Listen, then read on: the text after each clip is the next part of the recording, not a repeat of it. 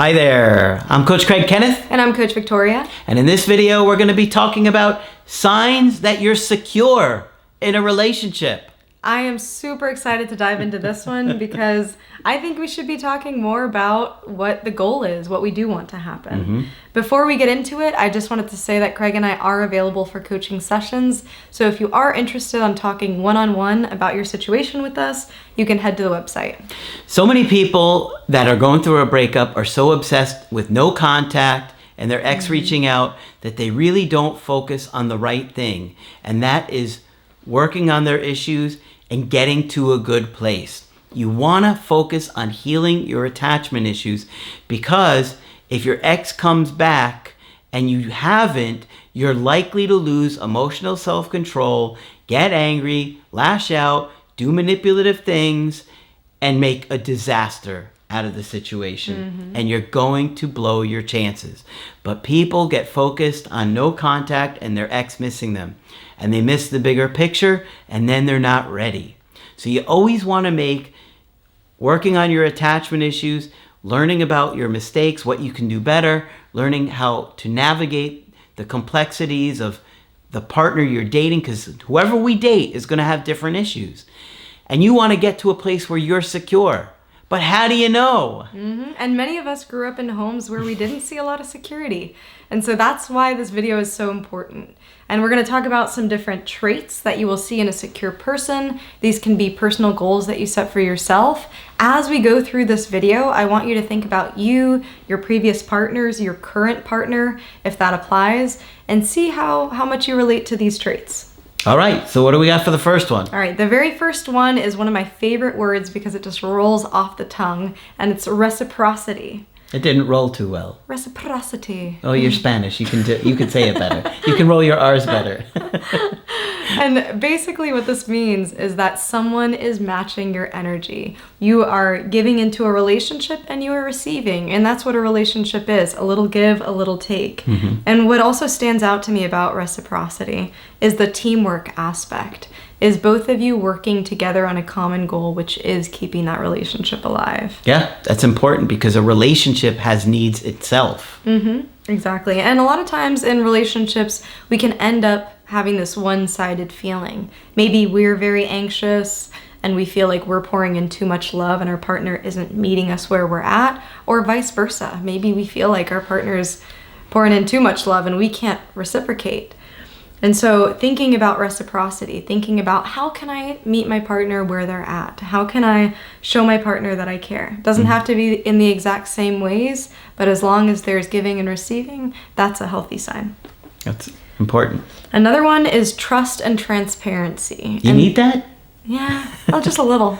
Just a little. Just a little. A lot. You need a lot.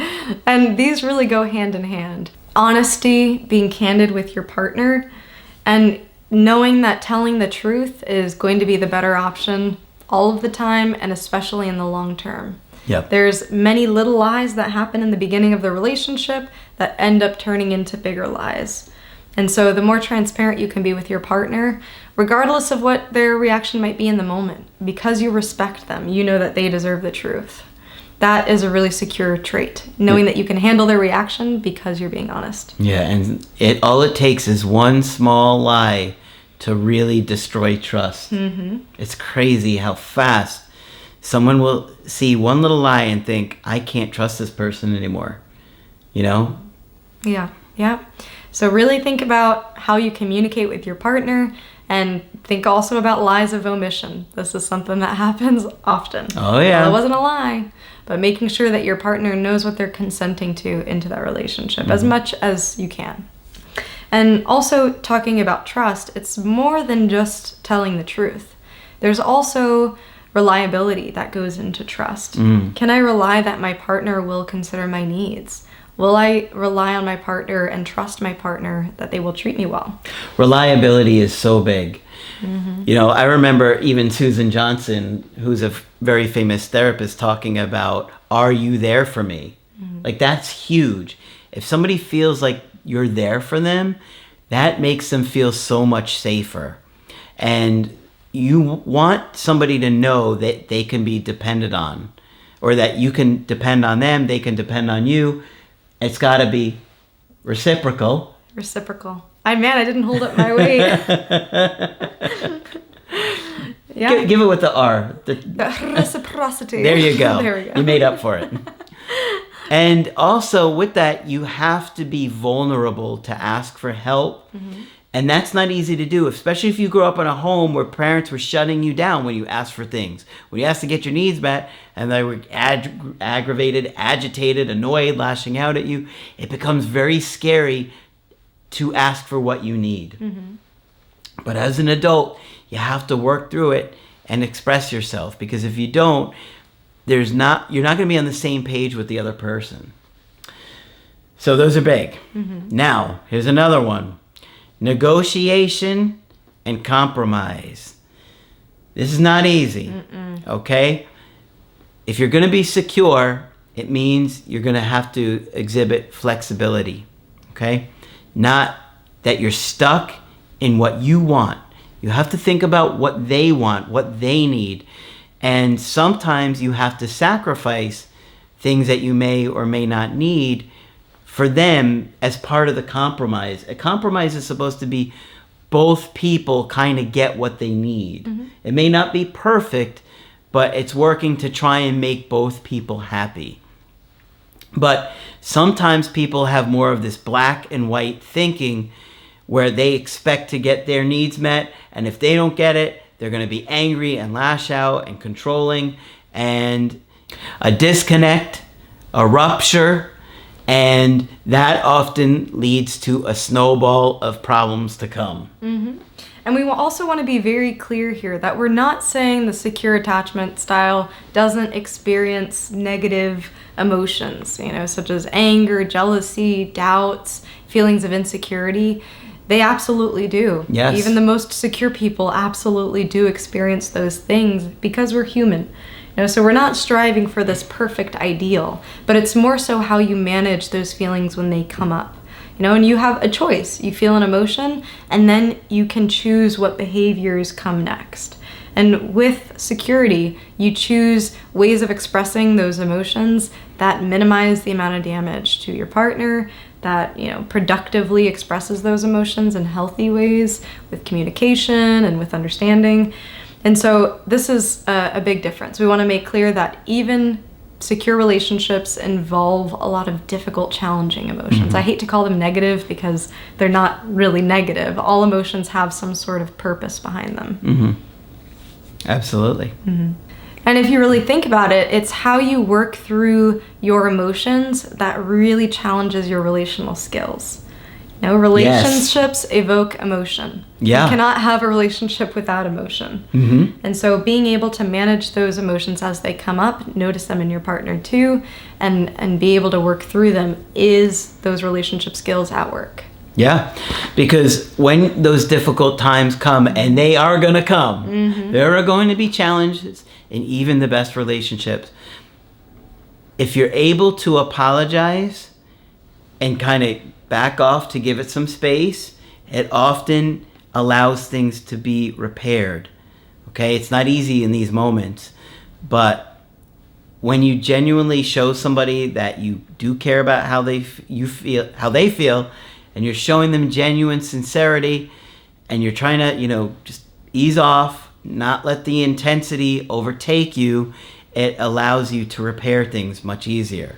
Another big thing that you can do is be emotionally attuned to your partner.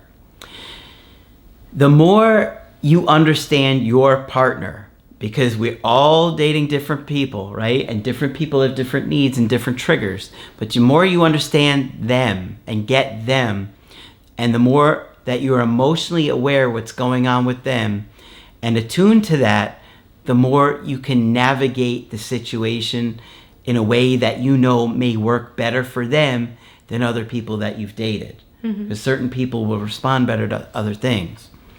But you want to be able to notice what's going on with them and try and pick up on those things. If they're down, if they look sad, if their body language is telling you they're going through some difficulties, you want to look for changes in their patterns. Yeah, and another thing that you want to focus on in a relationship is creating a safe environment. So it's not just about your vulnerability and your management of your emotions, but be also creating a safe container for your partner to do those things too. You know, when they want to explore their feelings, that you're willing to listen, that you're willing to hear them out and hear what they have to say. And sometimes security is removing yourself from a situation if you know you can't handle it. Security is about knowing your limits too. Knowing if I engage in this argument, it's just going to escalate. I don't have anything good to say right now. I'm removing myself. And so being self-aware in that sense is really important in security. Absolutely.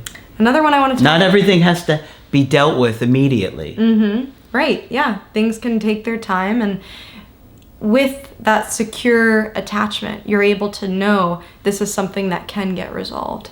You know, it might not get resolved right now. It might not get all resolved in one conversation, but I know I care about my partner. I know we're going to be there for each other. Yep. Yeah. Another big one that I want to talk about is consideration, which I think there's a quote that says consideration is the highest form of love or something like that. And I like that a lot because when you think about it, having your partner in your mind, even when they're not around, really shows your attachment to them. Sure, yeah. You know? So being able to consider them. I experienced this personally in some of my relationships where maybe a partner will go to Starbucks or whatever and they get me a coffee too. I'm like, wow, that was really considerate. Or maybe they remember little things that I like and I see that, you know, I'm like, wow, this really makes me feel loved because I know that you're thinking of me even when I'm not around. And if somebody remembers what you drink at Starbucks, they must really care because that's like solving a game of Tetris. Oh, milk, no whip. Yeah, it's one of those orders. Yeah. They hate you there.